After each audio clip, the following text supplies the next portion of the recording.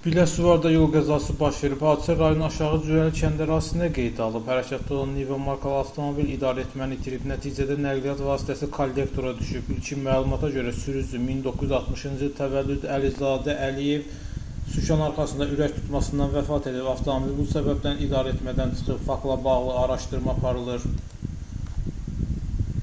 Goranboyda yol nəqliyyat hadisəsi baş verib. Hadisə Bakı-Qazax magistral yolunun rayon ərazisindən keçən hissəsində qeydə alınıb. Chevrolet markalı minik maşını idarəetmədən çıxaraq yol kənarındakı dəmir arakəsməyə çırpılıb. Qəza nəticəsində 1966-cı il təvəllüdlü Yusif Əşrəfov və 1966-cı il təvəllüdlü Quliyeva xəsarət alıblar. Yaralılar xəstəxanaya yerləşdirilib.